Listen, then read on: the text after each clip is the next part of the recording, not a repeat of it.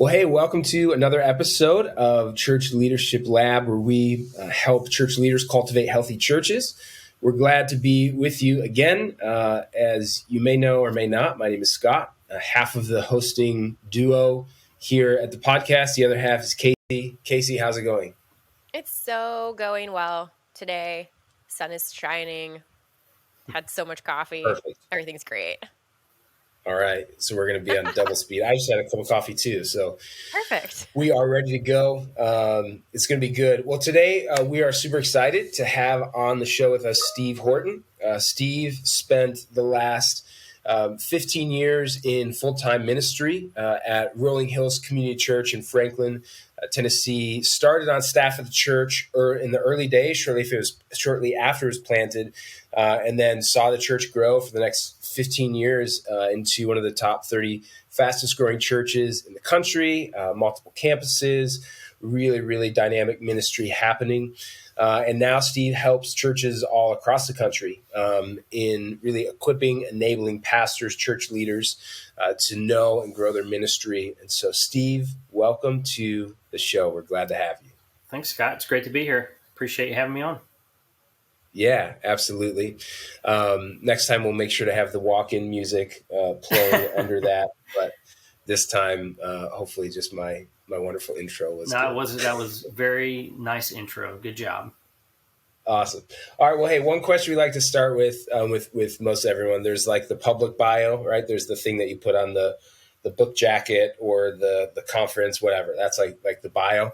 But then there's always something that is not on there that like all your friends and family would know about, but it doesn't make the public bio. So what is that? What would that one thing be for you? Yeah.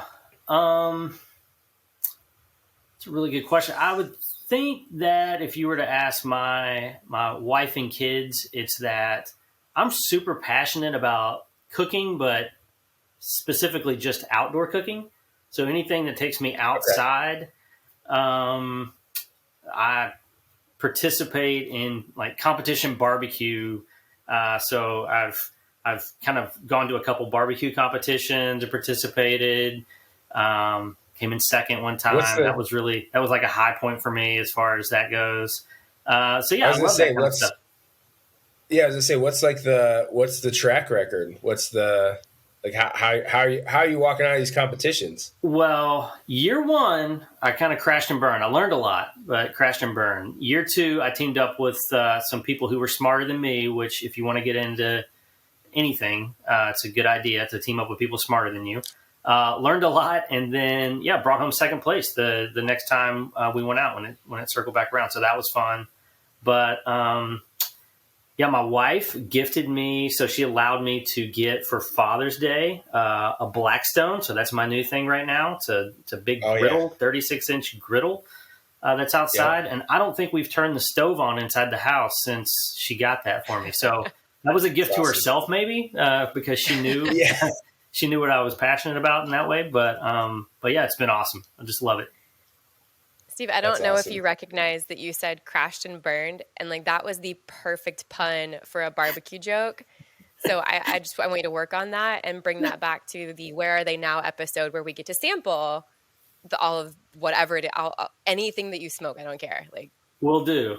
I stole that from Tom Cruise. That was a good line for him in Top Gun, but I'll work on that for barbecue.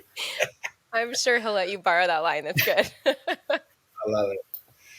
Well, as much as I'd love to talk about barbecue competitions, and we'll pick that up at a later date, would love to jump in just to asking you a little bit about your experience, what you've learned, some of the wisdom you have. One of the things I think is really interesting, and not everyone has a story, but being a part of a church from planting early days, I mean, everything that involves, and then seeing it grow to what it is now. Like, what was that like for you to be along for that, to have a front row seat of that, to participate in that?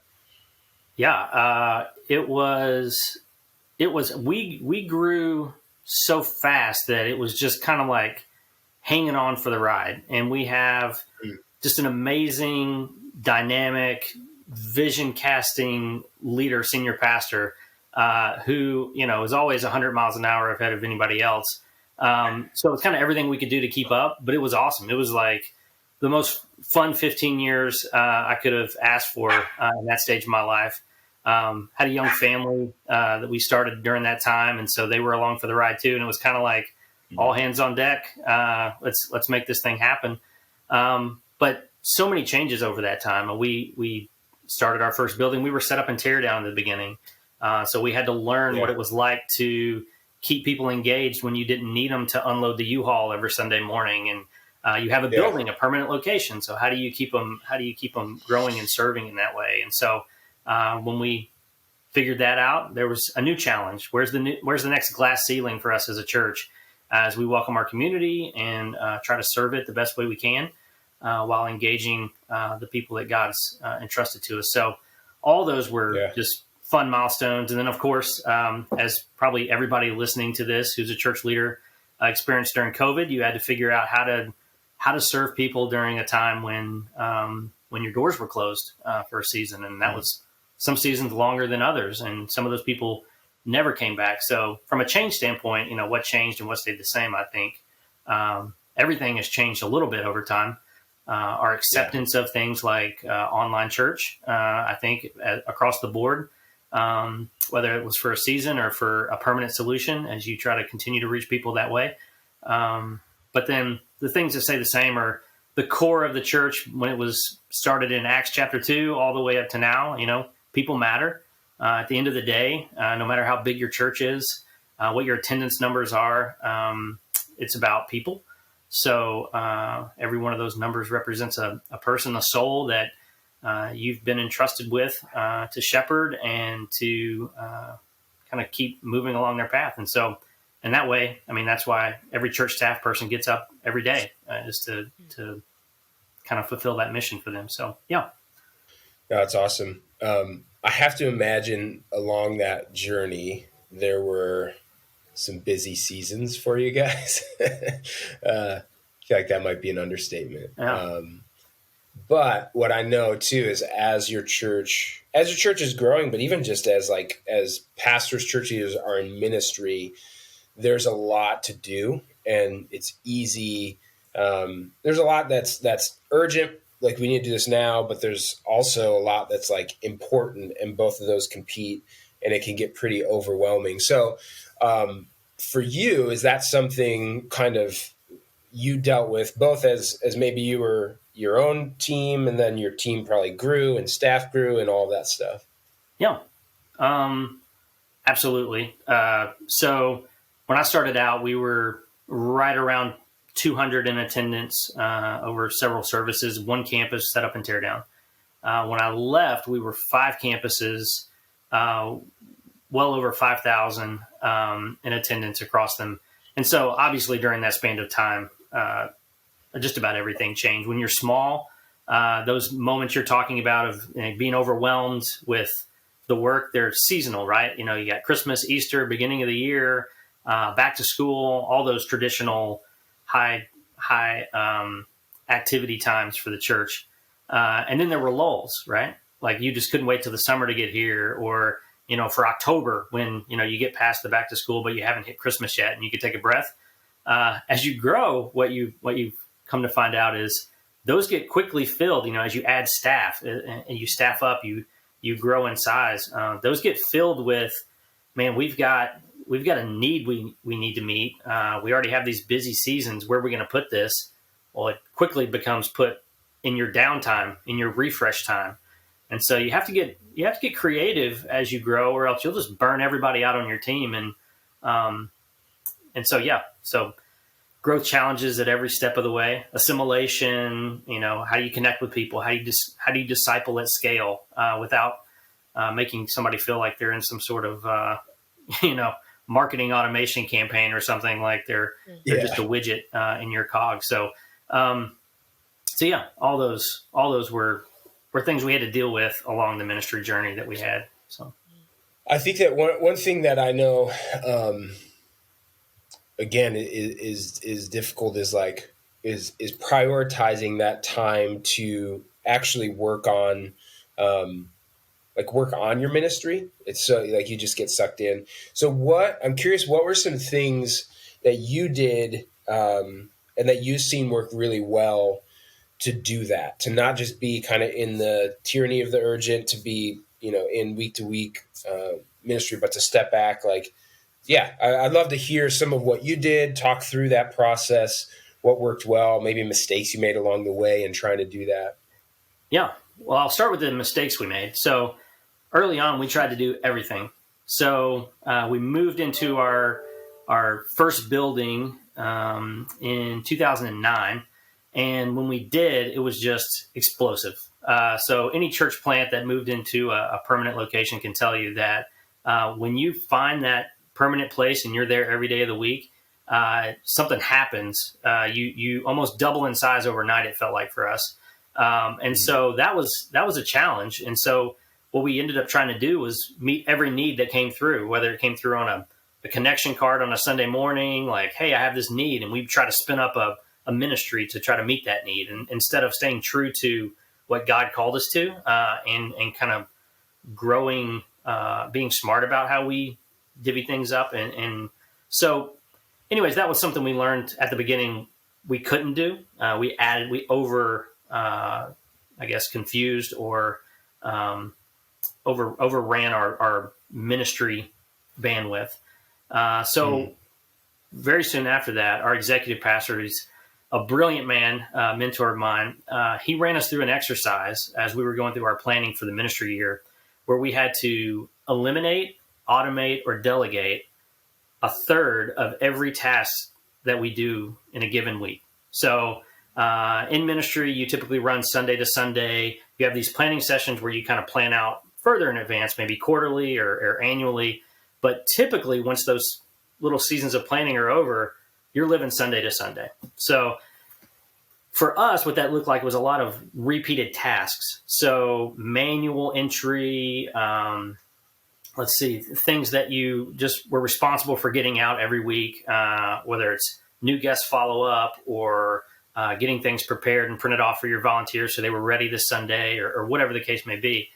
For me in the communications world, I oversaw communications and the creative arts, so the worship experience and all the communication that went out, both internally to our existing folks, but also externally, like how are we reaching people in the community, inviting them in. So what that happens is you get a lot of repetition there. So there's a lot of opportunity to take a look at that and say, okay, what are things I'm doing in a week? And he gave us a stack of Post-it notes. And I still kind of go through this exercise, even though I'm not there on staff at the church anymore, where I'll write down, you just keep that stack of Post-it notes and you just write down what your tasks are doing. And you keep that pile of Post-it notes. And by the end of the week, it's a good size stack.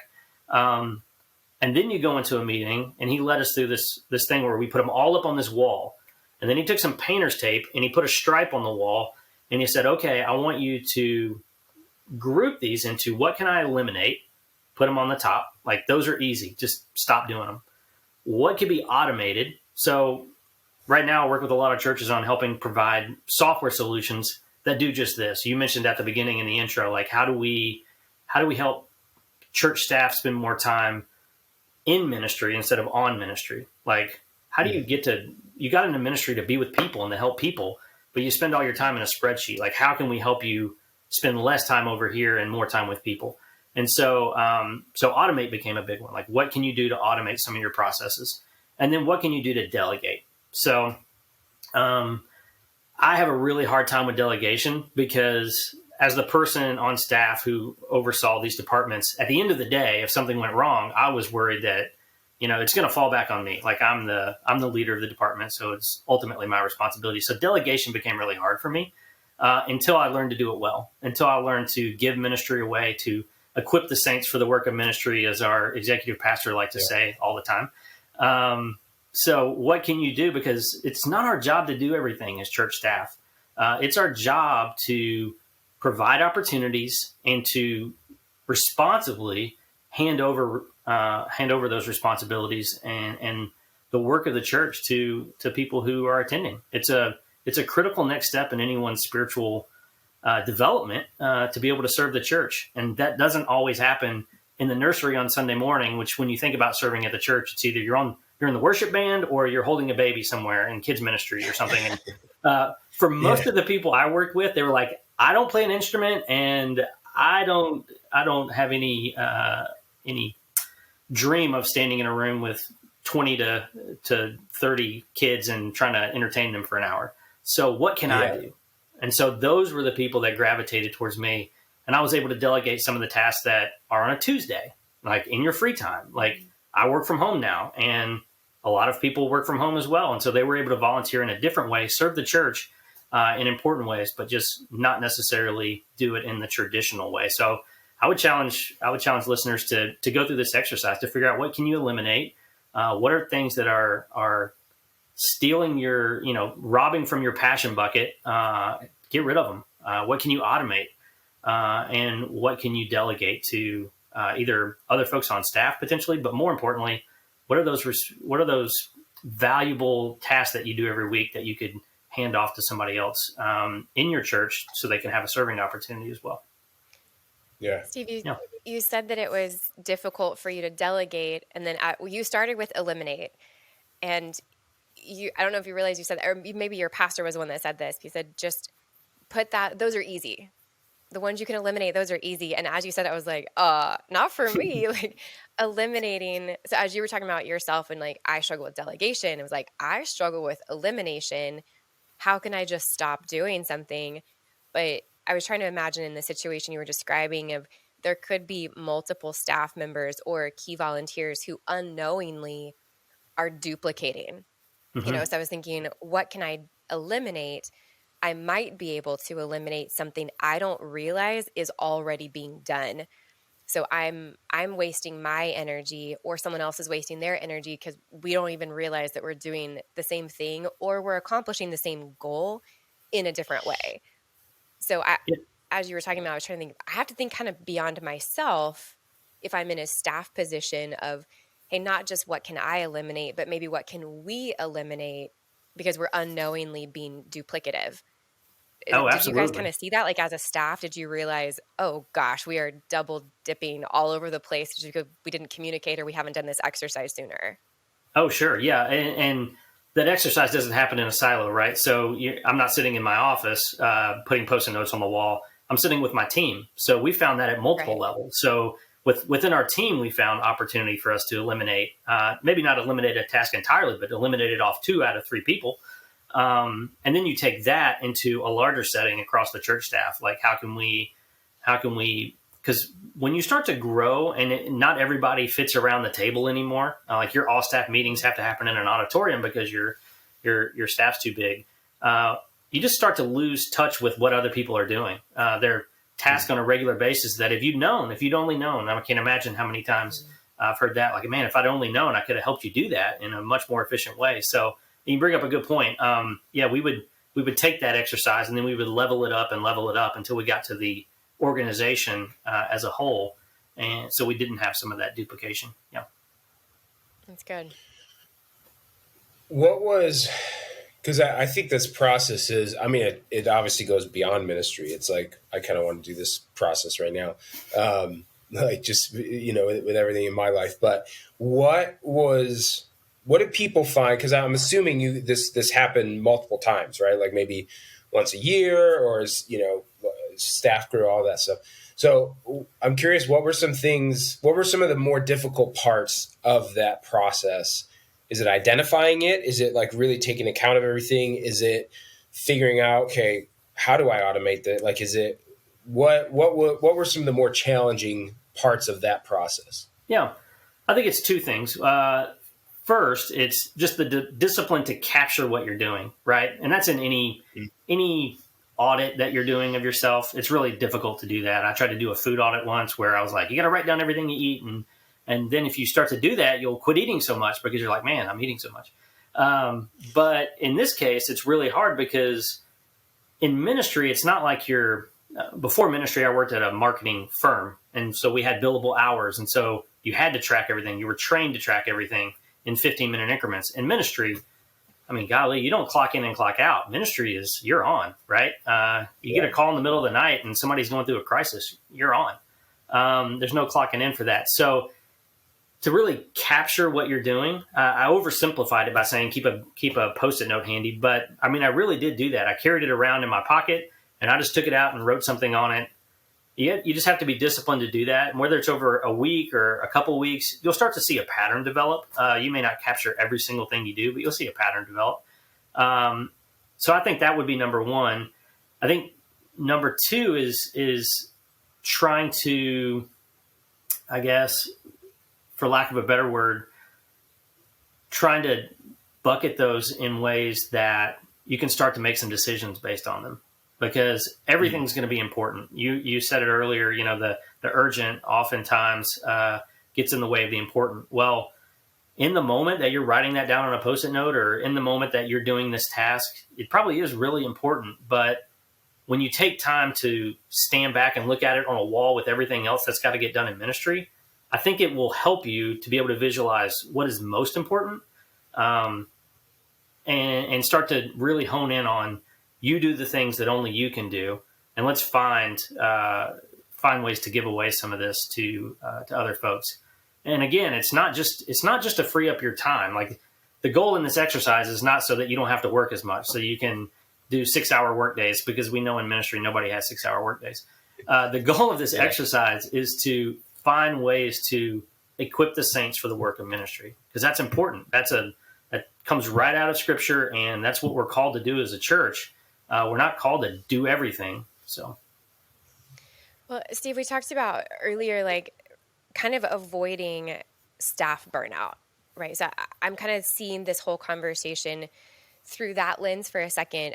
Obviously, there's efficiency and operational excellence. Like, there's so many themes here, but if I can just look through the lens of human burnout, and I'm preparing for this exercise for a minute, if I'm already burnout, or if I'm already feeling that come on, and I'm like, oh, here comes this exercise, and here we go again. We do this every year, but nothing ever changes.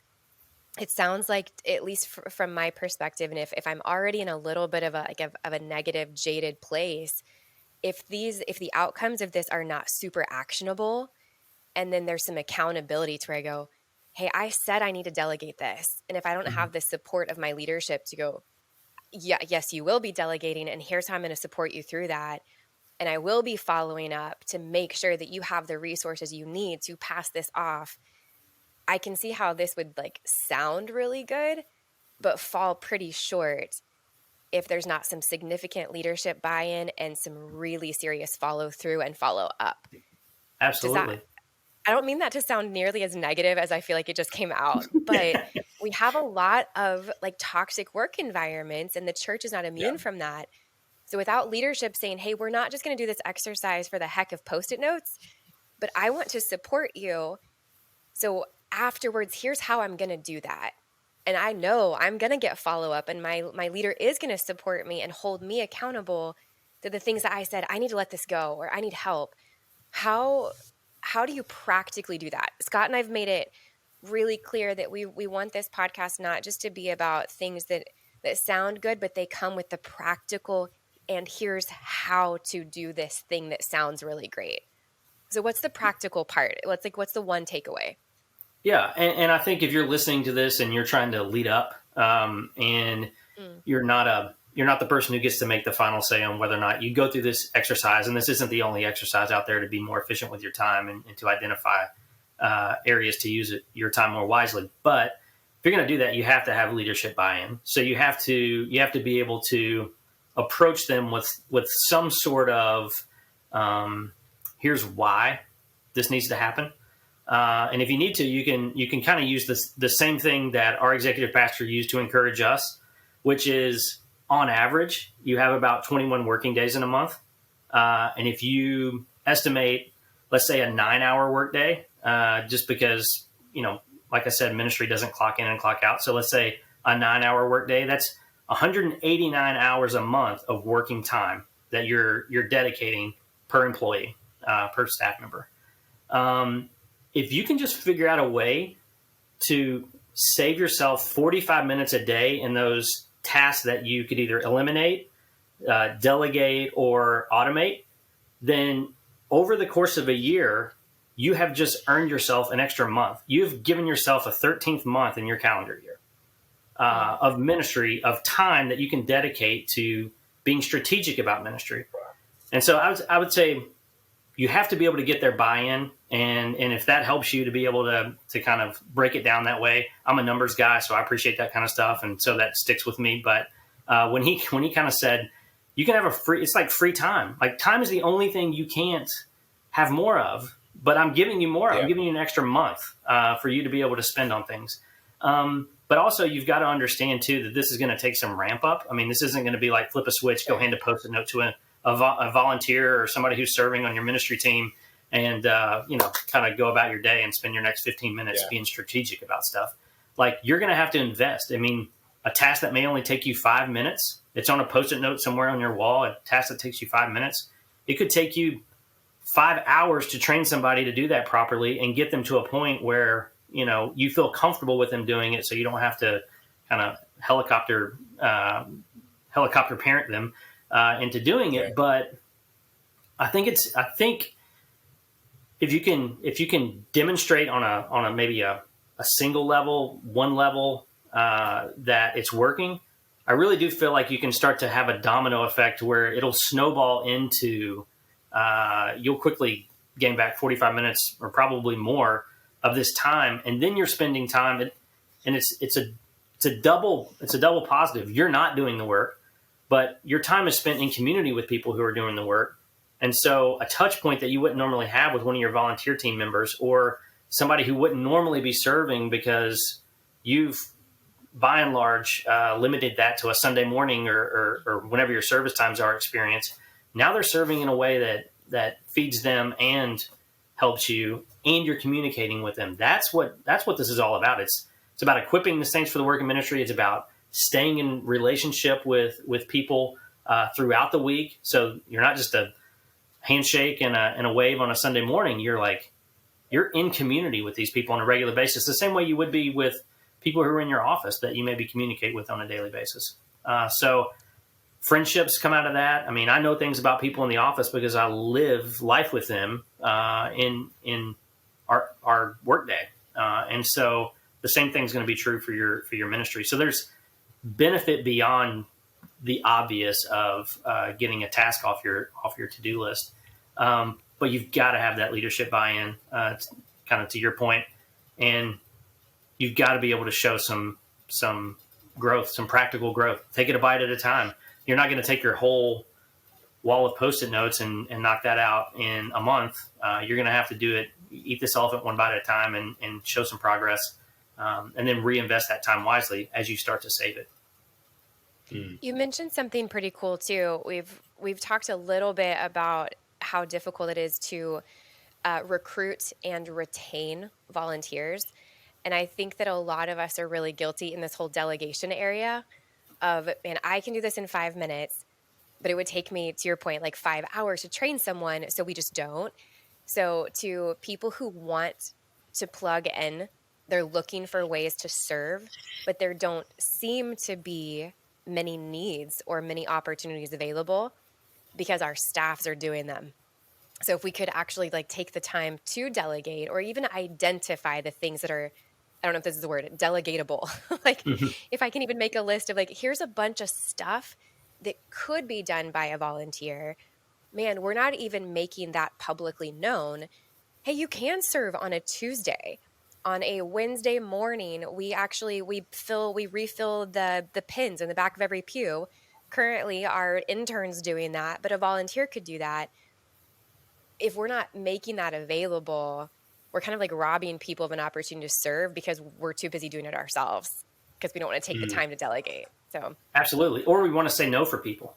You assume that because this person has a regular 9 to 5 that they wouldn't want to do that job because it seems so small for you. It's just, man, I don't want to have to go refill the pins on the back of the pew. So I know Bob, after working all week, isn't going to want to come do it. Yeah. But you're wrong. Bob would love to.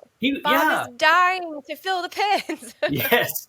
Let Bob serve. Let him fill the pins. But yeah, it could be anything. This episode is actually brought to you by Bob from the Pen Ministry.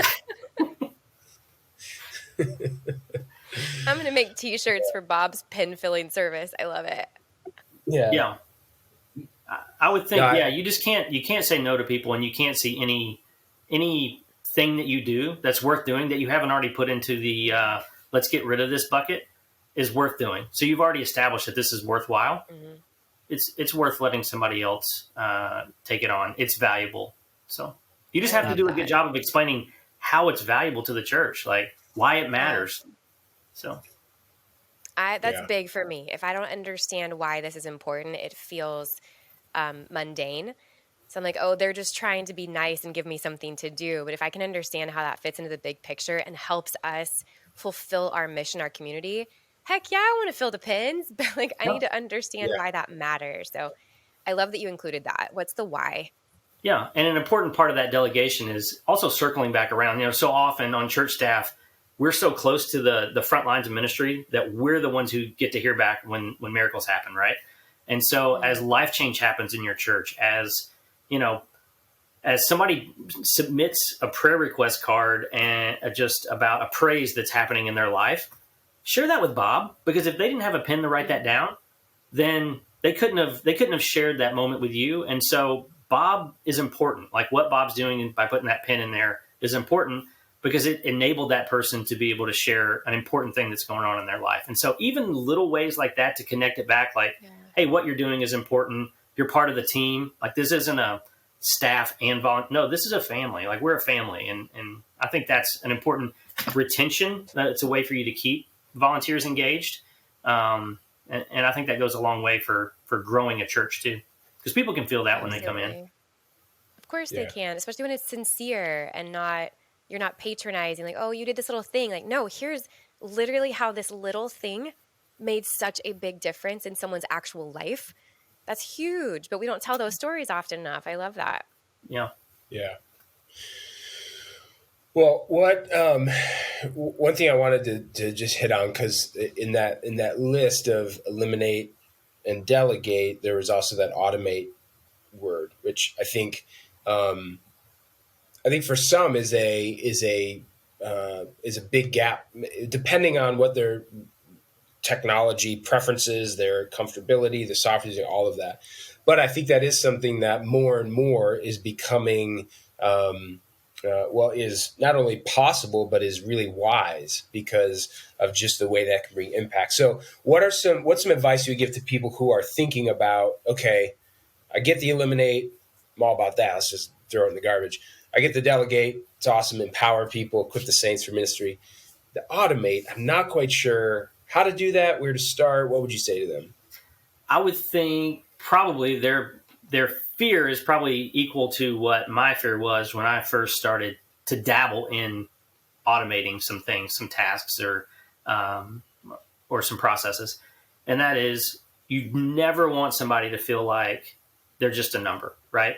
So if there's the fear of this one person's going to get put into an automation and they're going to get a follow-up email about something that they weren't really connected with, or, somehow if you're not looking at it, sending it one-on-one to a person, there's this fear that person is going to be confused, upset, or whatever. I think what so often happens, and the first thing we tried to automate was like our new guest experience. And so it can be personalized, but also automated. So I think that's the one thing I would challenge you with is, don't be afraid of it. You can always turn it off. So no, it's not like you're going to set it and it's going to be in concrete forever. So you can always turn it off. You can tweak it along the way. You can make it as personalized as you have time to manage. But what's a worse experience is for somebody to come to your church, leave, and never hear from you. Like, even if it was, they got an email about a women's event or something and it ended up in the wrong inbox, is that worse than, oh, well, do they even know I was there? They had me fill out this connection card, but they never followed up. They said they were going to from stage, but they never followed up. And so when we got to the point where we were, we had 100 guests across a Sunday morning across all of our campuses, we had to think of a way to streamline that process so that so we could follow up with those people based on what box they checked. They got segmented into a follow-up nurture campaign, for lack of a better word, that would just help them. I mean, all you're doing is helping give them the on-ramp to the right place. And that's specific to a welcome campaign. But there's other things you can automate that are internal, like when was the last time you measured your attendance? Well, for a lot of people, that's an Excel spreadsheet that goes through 3 different hands and everybody's putting their own numbers in. There's a way to automate that process. You can count that differently. You can use your software. I would say, since coming on staff where I am now and being able to help specifically in the software side of things, that's one thing that's like glaringly obvious to me is how ignorant I was previously about all that our software could do. And so I would think I didn't spend enough time in the knowledge base figuring out what our software was capable of, because it could have automated a lot of things for me workflow wise. And it could have given me insight into a lot of areas of ministry that I was just ignorant to and didn't even know it. So learn your software, get in there. You pay money for it. It's there. It's like what you're counting on as you enter data every week, and you check people in and that sort of thing. So learn your software. And if you don't have one person on staff who's the gatekeeper for that, then you need to have you need to have a team of shared experts in different areas of it, staff members who can share the load. So, yeah, that's awesome. Well, it's been super helpful. I would like, there's one more question, then we have our final 5 that we'll go through quick. But I think the final 5 is it? That's what we call it. Yeah. For now. I don't know if we call it Fast 5. Yeah, working title. There's a little asterisk next to it. All right. Brought to you by Bob. Yes, by Bob's Pen Ministry, recruiting volunteers actively. So give Bob a call. Let him know. That's right. All right. So this is the last question. I'd love to hear from you, your thought. What is one essential component of a healthy church? One essential component of a healthy church. Kind of been talking about it this whole time, but if people aren't serving, you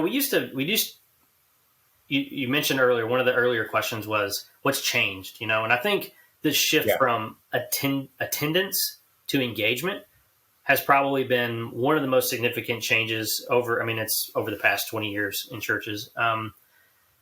And I think that would probably be an essential component of measuring a healthy church today is how engaged is your audience. And I don't just mean how many Sundays, because we know 2 out of every 5 is generous a lot of times. But engagement can happen in all different ways. So I would say there are a lot of people who are engaged with our church who show up in person one week, attend online the next week, because they live busy lives, maybe traveling for some reason. But they open our email every week, right? They read our email, and we can tell because we have metrics that show that. That sort of thing, I feel like, is a component of a healthy church is how engaged are your folks? When you're 150 people, 200 people, it's a little easier. You have ministry people who are probably overseeing groups of those who can, in their head, count up, oh, I haven't seen Sally in a while. She's probably unengaged with us. Better check on her. As you continue to grow, you really do have to rely on software to help you with that. And it's a critical essential of a healthy church. But serving is definitely high on the list. That's why you have to give people opportunity. You got to give them options. At our church now, it's like the Cheesecake Factory menu. If you have one of those in your area, the thing is like so thick. You can serve. Yeah. If there's a task to be done, you can serve. You can do it. We actually have fun with it. We have signing day, National Signing Day. So like all the high school athletes get signed at a certain day, and so we have signing day at church, and we make it a big event where you sign on the line and you put on your ministry hat, and you're like, I'm on the communications team. So that's awesome. So that's really fun. That is such a good idea. Oh yeah. Yeah. Steal that, everybody. Go use that. Everybody. Go do it. Yeah. I'm sure they'd send you the graphics, I'm sure. Yeah. We will find them and borrow them. Yeah. That's awesome. I love that and agree. And I think it's been super helpful, both in some big picture vision around here's where you could be for people, but also some really practical, here's what you could do this week, to get better at this. But you think about it. If you've got a healthy church, what's harder to do? Go online and turn off your online giving, or walk up to your ministry person and say, hey, I'm not serving anymore because we're leaving. So I would just think from a retention standpoint, if you have people serving, they're more than likely hearing about the work of ministry and they're experiencing ministry in a new way, and they feel like they're part of a team. And anybody who feels like they're part of a healthy, growing team is going to stick around. So, yeah, awesome. All right, let's jump into our final 5. We'll go through these. We just ask for honest answers. Okay, that's all we ask for. All right, first one. One book that you'd recommend to church leaders. Immeasurably More by Jeff Simmons. Perfect. Some people really struggle with that one. I appreciate that you're like, that was like the fastest answer we've ever had. Well, I love it. He's awesome. And he shares, it's a good book. Go read it. Cool. Immeasurably More by Immeasurably Jeff More. Simmons. Yep. Jeff Simmons. Awesome. All right. This is where the honesty comes in. Last thing that you listened to, whether it's on Spotify, Apple, whatever your listening is. Okay. I gotta be honest. Okay. The Cocomelon soundtrack this morning, taking my daughter to daycare. Parent to parent, I feel you. I am so sorry. Just I don't know, man. I don't like just step into it. You know what I mean? Like, I'm not afraid to admit I love the Moana soundtrack. I listen to it all the time. Yeah, I would take Moana over Cocomelon every day of the week. All right. Maybe I don't know Cocomelon, that's why. But like, my kids introduce me to this all the time. Like, oh, this is my jam. This is fantastic. Yeah, it's number one thing on YouTube. So go look it up. It's awesome. Love it. All right. What is your favorite piece of technology that you use regularly or own? Well, it's got to be. Well, the thing I use most regularly, it's got to be, my cell phone, or actually, no, my Apple Watch. I probably use it as frequently. I rely on it more than my phone. The most fun piece of technology is this new meat thermometer I got for all the outdoor cooking. See, let's go with that one. I like that. Plus, it brings it full circle. Yep. All right, quote or advice that stuck with you over the years. Let's see. Quote or advice that stuck with me throughout the years. Eliminate, automate, delegate. Yeah, clearly. Yeah, that's a really good one. I mentioned it earlier, but I don't know why it's stuck in my mind right now, is this concept of don't say no for people. For somebody who has a really hard time asking for help, that was a big one for me. That was kind of a turning point when I was told to start thinking about like all the ways that I say no on behalf of people without even asking them. Yeah. I would say that's a big one for me. I'm not sure how you gentlemen were raised, but my Pentecostal background would call that don't rob someone of their blessing. There you go. Oof. Come on. That's what my grandmother would have said. Love it. That's really good. All right. Last one. One thing, just if there's one thing you'd like to communicate to our audience of church leaders. Yeah. I just know that, having served in ministry for the past long while, and still being so connected to the church I served at, even though I'm not on staff anymore, I just know what a challenge being in ministry can be. And I just want to, if you're on church staff right now and you're struggling in that way, I want to applaud you for sticking it out and for doing the hard work of ministry. Cause I know how it weighs on you, and I don't want to leave this podcast without just saying how appreciative I am for the calling you've answered in your life. Yeah. I think that is so good. Yeah, that's right. Full-time ministry can feel exceptionally lonely, and it shouldn't. Absolutely. It shouldn't. So thank you for saying that. Yeah. Yeah.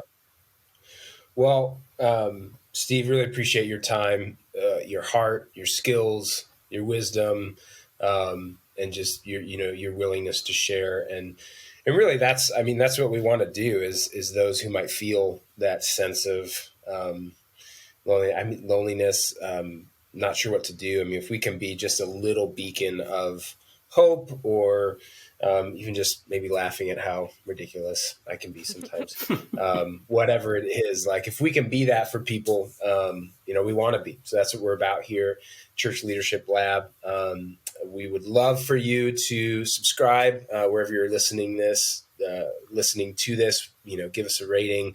If you're watching this on YouTube, subscribe, because really our goal, again, is not to get as many reviews as we can, but is to get this into as many church leaders and pastors' ears as we can, and to help as many as we can. So that's what we want to do. So we hope this was a blessing, and we will see you next time. Thanks.